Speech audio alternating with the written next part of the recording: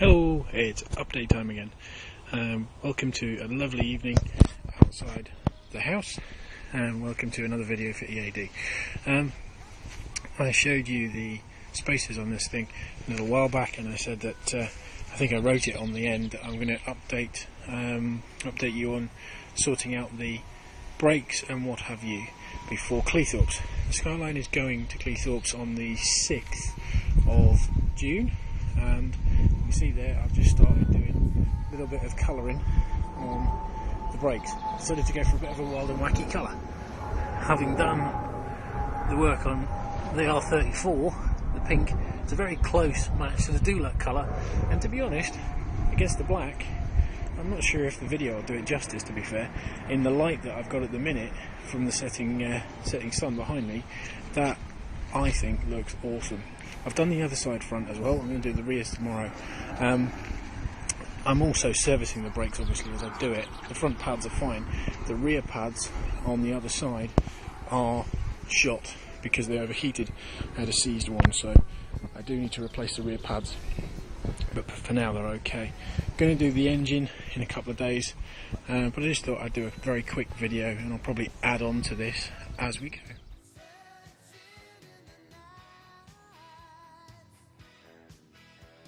Hello, this is an update for EAD. I've put a stereo in to the car, to the Skyline this is. It's very, very sunny and it's playing havoc with the camera, so you'll have to bear with me. Apologies for the voice, I've got a cold and my voice is terrible at the minute, but I've put a single DIN in there, replaced a double. That was a standard Japanese item and hadn't worked for a while.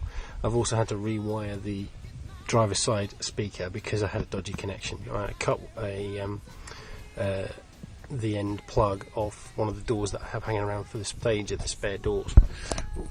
Just got the sun there. So I've taken out the Japanese double DIN stereo, which is in the back here. This thing.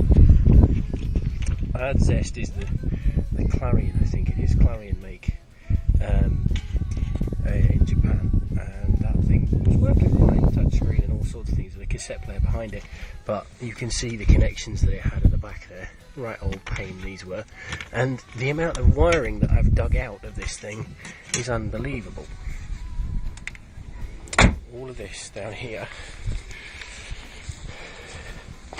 all came out from behind the dash, all different bits and bobs. There was a sat-nav and all sorts of things that used to live underneath the passenger side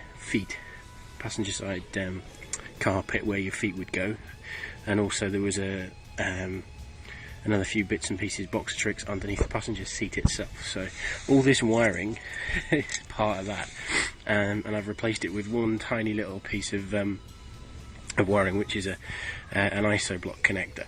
I'll put up the actual ISO block connector you need for a R33 Skyline. I'll put that up at the side of the video.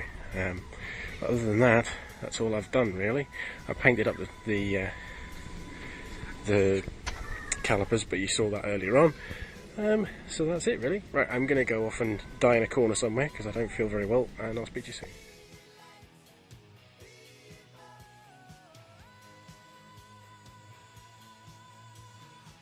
Hello, yes, there's me.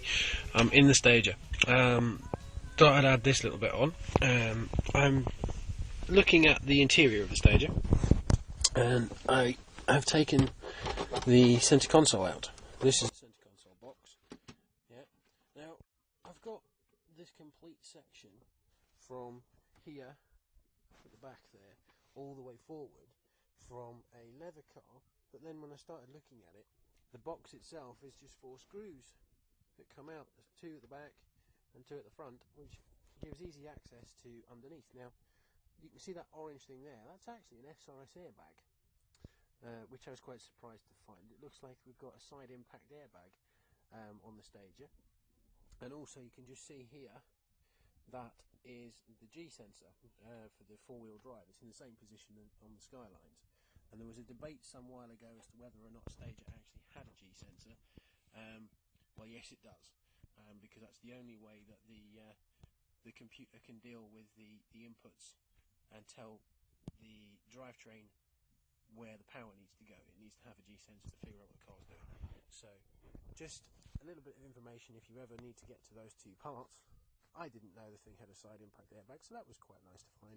And that G sensor there. Incidentally, the G sensor, I know that these things, they are the same for a 32 and a 33. They do have a different part number and a slightly different plug.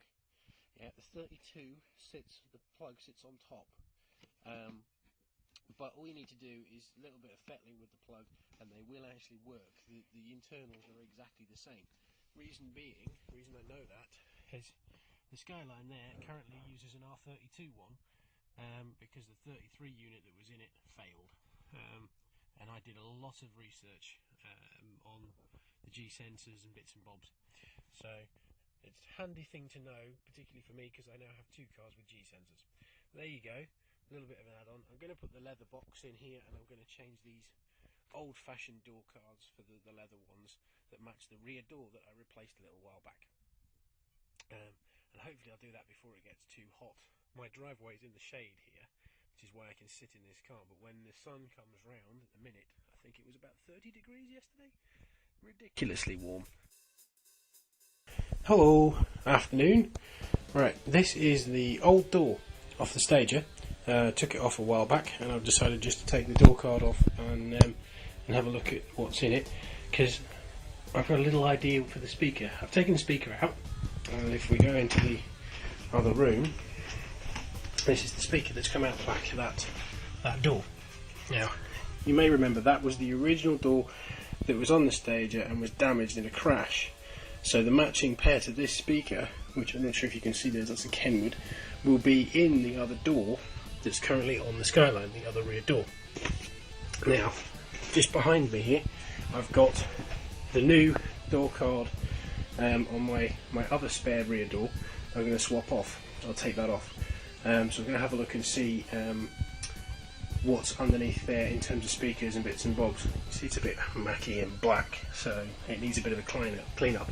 These door cards come off quite easily.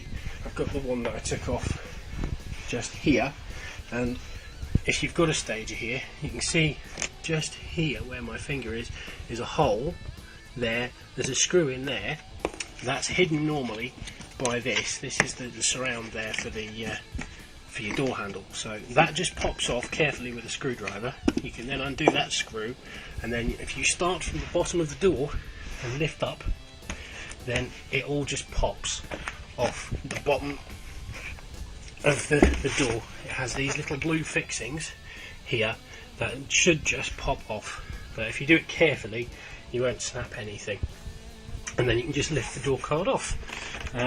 It does help if you've got the window down. I've got the window down on the other door because that was obviously attached to the electrics before I took it off the car, so I just did that for convenience. This door, however, the previous owner didn't do that. So I'm going to take this apart and I'll take some photographs midway through, and we'll see what's underneath this panel here. Alright, see you in a bit. Right, there's the speaker. This one is, it says sound reflect on there, and that I would say would be the original speaker from the car because it's got an AdZest name on it. So that's probably going to be an OEM speaker system for the vehicle. So the matching one to this is on the driver's side rear, which is the door that I replaced on the Stager a little while back. The matching one to that one is currently on the passenger side rear of the Stager. So what the plan is today is to swap the door card on the passenger side rear and then swap the speaker that's on that side, yeah, for this one, so that I'll have two standard speakers in the back of the Stager. That'll be perfectly fine. And the Kenwood system, the two speakers that are in the Kenwood, the two Kenwood speakers rather, I'm going to use those in the front of the Skyline.